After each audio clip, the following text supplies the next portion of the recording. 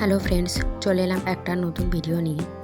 তো তোমরা অনেকেই মনে করো যে চন্দ্রমল্লিকা গাছ একবার ফুল দেওয়ার পরেই মারা যায়, কিন্তু এই গাছটাকে আমরা পরবর্তী বছরের জন্যও সংরক্ষণ করতে পারি। চলো সেই টিপসটাই তোমাদের সাথে শেয়ার করব। এখন দেখো, এই চন্দ্রমল্লিকা গাছের ফুলগুলি জানুয়ারি মাসের প্রথম দিকেই শুকিয়ে গেছে। তো গাছটাকে সংরক্ষণ করার জন্য প্রথমেই এই ফুলগুলিকে কেটে ফেলতে হবে। দেখো, আমি ফুলগুলোকে এক এক করে কেটে ফেলছি।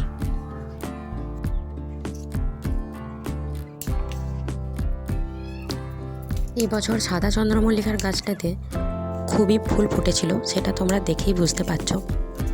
যাই হোক, পরবর্তী বছরের সংরক্ষণের জন্য আমাদেরকে ফুলগুলো অবশ্যই কেটে ফেলতে হবে।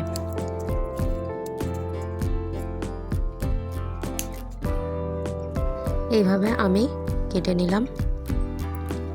এরপর দেখো, মাটিটা যেটা রয়েছে সেটাকে একটু খুঁড়ে দিতে হবে, যেমন ভিডিওতে দেখাচ্ছি সেরকমভাবেই।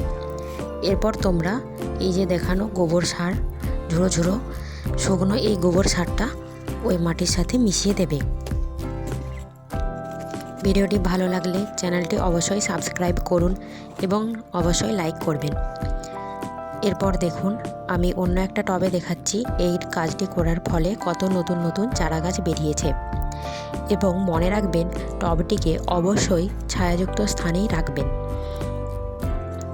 যাতে করে খুব তাড়াতাড়ি এরকম ছোট ছোট চারা গাছ বেরিয়ে আসে। এই যে যেমন এই চারা গাছটিকে এখন রোপণ করলেই গাছ হয়ে যাবে। যাই হোক, এটা আমরা এখন রোপণ করব না। আমি আরও একটা গাছ দেখালাম যেখানে এখনও ফুল ফুটছে, তাই আমি সেই ফুলগুলোকে কাটিনি, রেখেই দিয়েছি। এটা একটা গোলাপি চন্দ্রমল্লিকার গাছ। নতুন আপডেট নিয়ে ফিরে আসবো। ভিডিওটি দেখার জন্য